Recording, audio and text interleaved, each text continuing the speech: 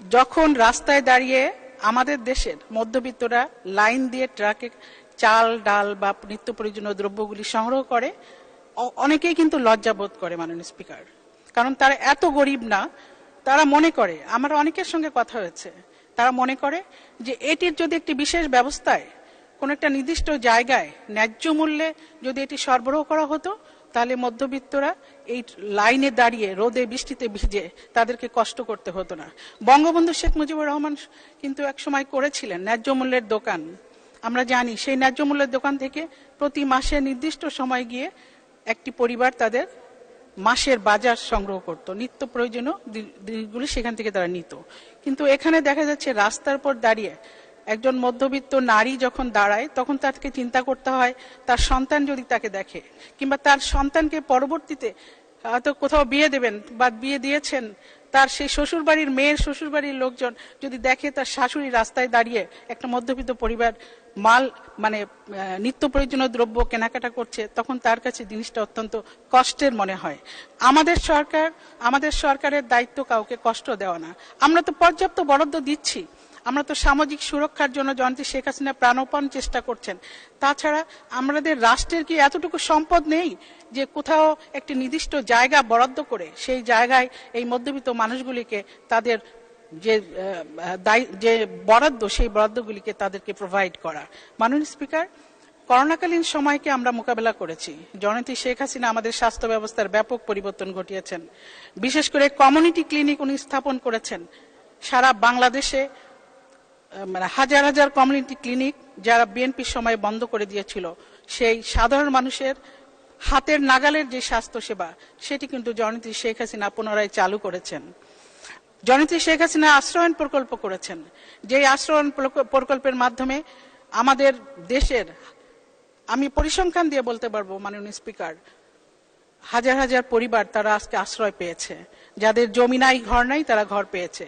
এখানে জমি এবং ঘর বরাদ্দ দেওয়া হয়েছে নারী এবং পুরুষ দুজনেরই নামে। এখানে নারীদের অর্থনৈতিক এবং সামাজিক যে তাদের পদমর্যাদা, যাদের মর্যাদা, সেটা বৃদ্ধি পেয়েছে।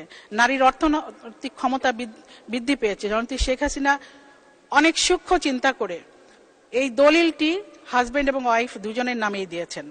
কারণ আমাদের সমাজ ব্যবস্থায় নারীদেরকে অর্থনৈতিক এই সুযোগগুলি দেওয়া হয় না মাননীয় স্পিকার।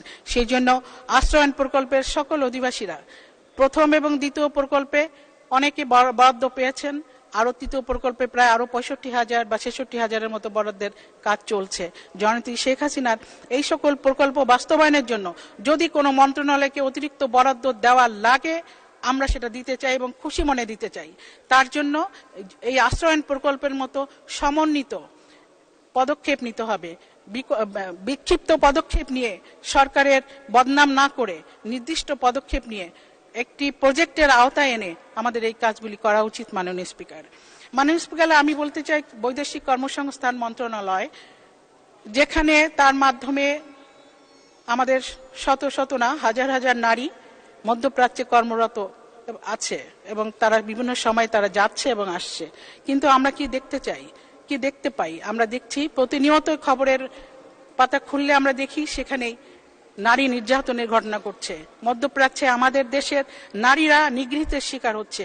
সেখানে বাংলাদেশের মন্ত্রণালয়গুলি তাদেরকে যদি সুরক্ষা দেওয়ার ব্যবস্থা করে, আশ্রয় দেওয়ার ব্যবস্থা করে এবং পরবর্তীতে যারা এর সঙ্গে জড়িত, যারা এই সকল নারীদেরকে পাঠিয়েছে কিন্তু নির্দিষ্ট জায়গায় নির্দিষ্ট চাকরিতে না পাঠিয়ে তাদের দিয়ে তাদের শ্লীলতাহানি কিংবা তাদের যে অমানবিক টর্চার সেটি করা হচ্ছে, সেটি বন্ধ করার জন্য যদি বৈদেশিক কর্মসংস্থান মন্ত্রণালয়কে অতিরিক্ত বরাদ্দ দেওয়া প্রয়োজন হয়, আমরা সেটা দিতে রাজি। মাননীয় স্পিকার, আমরা দেখেছি কৃষি মন্ত্রণালয়ে আমার স্ট্যান্ডিং কমিটির মিটিং ছিল, আমাদের সম্মানিত সভাপতি একটু আগে বক্তব্য রেখেছেন। কৃষি মন্ত্রণালয় সম্পূরক বাজেট সবচেয়ে বেশি পেয়েছে, আর সংস্কৃতি মন্ত্রণালয় সবচেয়ে কম বাজেট সম্পূরক তারা নিয়েছে। সুতরাং কৃষি মন্ত্রণালয় নিশ্চয়ই ভালো কাজ করছে। তারপরেও ভালো কাজ করছে বিদায় আমাদের খাদ্যের ঘাটতির দেশ থেকে জয়ন্তী শেখ হাসিনার খাদ্য উদ্বৃত্তের দেশ হিসেবে আজকে পরিণত হয়েছে। সেই খাদ্যের উদ্বৃত্তের দেশে স্মার্ট অর্থনীতি এবং স্মার্ট অর্থনীতির সাথে যদি স্মার্ট কৃষি সংযোজন করতে হয়, সেই ব্যবস্থাকে পাকাপোক্ত করতে হয়, চলমান করতে হয়, তাহলে কৃষি ব্যবস্থাকে আরো বেশি আধুনিকরণ করতে হবে। আমরা আজকে দেখেছি মিটিংয়ে অনেক কিছু আমরা শুনেছি, আমাদের এখানে অনেক অডিট আপত্তি ছিল, কৃষি মন্ত্রণালয়ের অনেক জবাব আমরা পাইনি, কিন্তু সেখানে আমরা দেখেছি অনেক কিছু অব্যবস্থাপনা আছে, যে অব্যবস্থাপনাগুলো দূর করতে হবে। মাননীয় স্পিকার, অনেক যন্ত্রপাতি কেনা হয়েছে, যে যন্ত্রপাতি কোনো কাজে আসছে না, সেগুলি কেন কেনা হয়েছে, সেগুলির উপর অডিট আপত্তি আছে। এইগুলিকে ভবিষ্যতে যাতে আমাদের স্মার্ট অর্থনীতি গড়ার জন্য এইগুলি যাতে না হয়, সেই জন্য এই মন্ত্রণালয়গুলিকে লক্ষ্য রাখতে হবে। মাননীয় স্পিকার, সংস্কৃতি বিষয়ক মন্ত্রণালয় সবচেয়ে কম বাজেট খরচ করেছে।